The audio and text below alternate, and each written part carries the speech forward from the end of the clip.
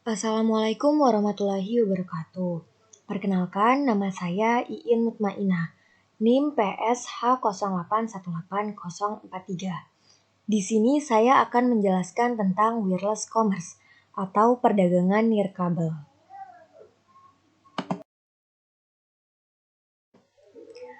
Wireless commerce atau perdagangan nirkabel merupakan suatu bentuk promosi, pembelian, dan penjualan barang dan jasa melalui jaringan komunikasi data elektronik yang berinteraksi dengan perangkat nirkabel atau seluler.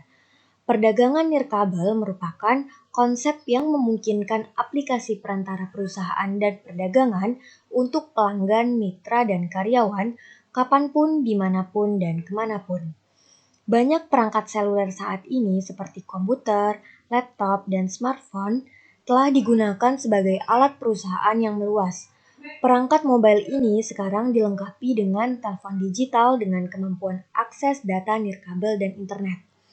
Aplikasi perusahaan pada perdagangan nirkabel langsung kepada pelanggan dan konsumen melalui perangkat nirkabel ini untuk mengakses sistem informasi. Ekonomi nirkabel dapat direpresentasikan menjadi 4 lapisan. Yang pertama, lapisan infrastruktur nirkabel yang terdiri dari penyedia infrastruktur. Jadi terdapat kebutuhan akan infrastruktur komunikasi nirkabel global dengan bandwidth yang cukup tinggi untuk memenuhi kebutuhan aplikasi nirkabel dan perdagangan yang ada, misalnya dari sisi perangkat, jaringan, maupun keamanan perdagangan. Yang kedua adalah lapisan aplikasi, yang terdiri dari organisasi yang mengembangkan suatu aplikasi nirkabel yang bisa diakses melalui perangkat seperti smartphone, PC, dan lain-lain. Yang ketiga adalah lapisan perantara, yaitu organisasi yang menambahkan nilai dalam proses komersialnya, seperti value chain atau rantai pasok yang biasanya menggunakan perantara. Yang keempat adalah lapisan transaksi online, yang terdiri dari organisasi yang terlibat dalam transaksi perdagangan nirkabel, misalnya e-commerce.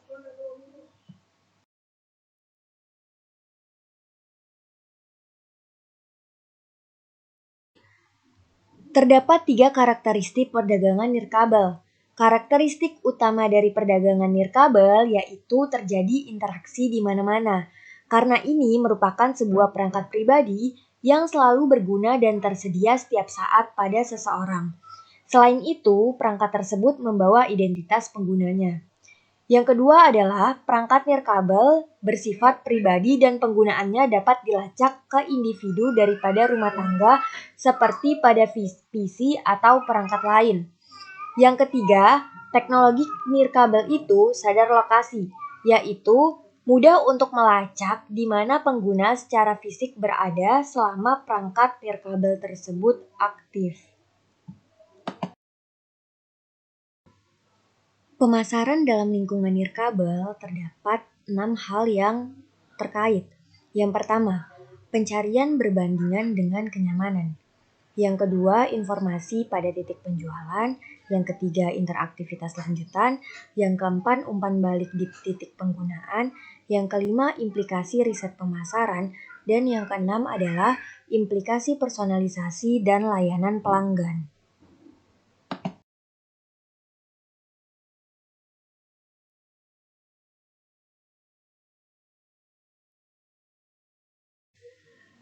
Yang pertama, pencarian berbandingan dengan kenyamanan. Konsumen mungkin menghargai kenyamanan yang diberikan oleh teknologi nirkabel dan dengan demikian dapat mengurangi waktu pencarian mereka. Misalnya Amazon.com akan segera menyediakan kemampuan untuk mencari dan memesan buku menggunakan nirkabel yang kemungkinan akan menarik konsumen dengan nilai waktu yang tinggi. Hal ini karena memungkinkan mereka untuk melakukan berbagai aktivitas pada waktu yang sama. Yang kedua adalah informasi titik penjualan. Salah satu keunggulan utama dari teknologi nirkabel adalah penyediaan informasi terkait produk, harga, dan informasi relevan lainnya di titik penjualan. Karena teknologinya merupakan sadar lokasi, hal ini dimungkinkan untuk memberikan informasi pada saat yang dibutuhkan. Informasi pada titik penjualan ini mendorong perilaku pembelian impulsif, karena ketersediaan dan aksesibilitas memainkan peran penting dalam membentuk perilaku impulsif konsumen. Yang kedua adalah dampak perbandingan harga. Hal ini karena teknologi memudahkan untuk membandingkan detail produk, harga, dan kualitas dengan satu kali klik. Jadi bisnis yang menjual produk dan layanan di web harus bersaing dengan persaingan harga yang tak terelakkan. Yang ketiga adalah interaktivitas lanjutan. Jadi perbedaan utama antara perdagangan internet dan perdagangan nirkabel adalah konsumen dapat melanjutkan interaksi mereka dengan aspek apapun dari aktivitas komersial mereka.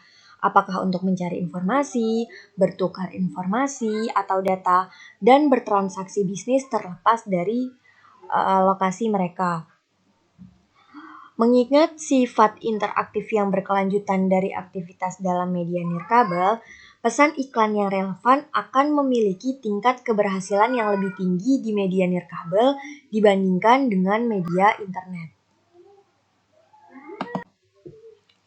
Yang keempat adalah umpan balik di titik penggunaan. Jadi ada dua kegunaan utama dari umpan balik tersebut. Yang pertama untuk tujuan riset pemasaran dan yang kedua untuk tujuan layanan pelanggan. Hal ini karena umpan balik tersebut berguna untuk melihat apakah konsumen menyukai atau tidak menyukai produk kita dan produk seperti apa yang sebenarnya diinginkan oleh konsumen. Lalu layanan pelanggan. Hal ini memungkinkan untuk membantu perusahaan agar dapat mengetahui kebutuhan pelanggan, mulai dari informasi produk hingga informasi perusahaan. Yang kelima adalah implikasi riset pemasaran. Jadi ada riset pasar in situ dan pasar penelitian di batu bata dan mortir lingkungan.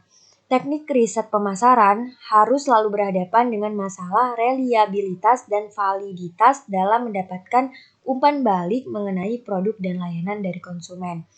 Yang kedua adalah pasar penelitian di batu bata dan mortir lingkungan. Hal ini merupakan salah satu tren penting dalam pemasaran konsumen karena munculnya pemasaran produk dan layanan multi saluran. Penggunaan teknologi nirkabel dapat menghasilkan teknik riset pemasaran yang lebih efisien dan efektif dengan biaya yang berkurang secara signifikan. Yang keenam adalah implikasi personalisasi dan layanan pelanggan. Yang pertama, layanan pelanggan di lokasi pada saat yang dibutuhkan. Yang kedua, terdapat penyesuaian berdasarkan identifikasi konsumen dengan cara yang sama seperti yang dimiliki internet, tetapi dengan cakupan yang lebih luas.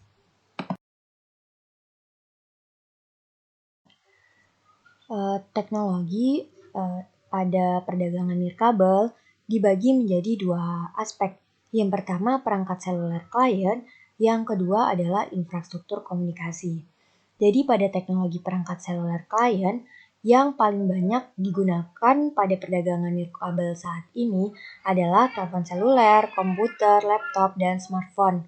Nah, masalah pada perangkat seluler klien, walaupun perangkat lunak ini memenuhi beberapa kebutuhan, namun fungsinya itu masih terbatas. Jadi pembuatan perangkat lunak sistem dengan peningkatan fungsionalitas untuk perangkat dengan kemampuan terbatas akan menjadi tantangan yang berkelanjutan. Selanjutnya adalah teknologi infrastruktur komunikasi. Pada tahun 2001 banyak digunakan Bluetooth atau jaringan nirkabel lokal untuk mentransfer data. Tetapi saat ini sudah bisa menggunakan kuota data 2G, 3G, 4G, dan sebentar lagi 5G, dan juga penggunaan Wi-Fi. Nah, masalah dari infrastruktur komunikasi yaitu keamanan data informasi nirkabel yang masih diragukan, walaupun sudah banyak aplikasi yang menggunakan enkripsi. Hal ini terus-menerus menjadi hal penting untuk diperbaiki agar menjaga data privasi pengguna. Tantangan jaringan nirkabel di masa depan. Yang pertama adalah menggunakan spektrum baru dengan bijak. Jadi komunikasi data seluler 5G dan sebagai perpanjangan dari Wi-Fi, pita frekuensi dalam kisaran 3,5 Hz itu mulai dikembangkan. Yang kedua adalah memaksimalkan kinerja. Jadi bagaimana melakukan pengoptimalan yang terbaik. Misalnya, bisa tidak perdagangan nirkabel ini diakses pada satu titik yang digunakan secara real time untuk semua perangkat dalam jangkauannya dan paket apa sih yang terbaik, seperti itu. Yang ketiga adalah jaringan yang mengenal diri sendiri. Jadi ada peluang penelitian yang signifikan untuk meningkatkan keamanan hanya dengan mengizinkan jaringan mengetahui perangkat apa yang ada di dalamnya. Yang keempat adalah jaringan sebagai sensor. Jadi bagaimana kita dapat menggabungkan informasi dari beberapa pita frekuensi dan beberapa AP secara bersamaan. Yang terakhir adalah radio sebagai perangkat lunak. Bagaimana membuat radio sebagai perangkat lunak lebih praktis secara ekonomis.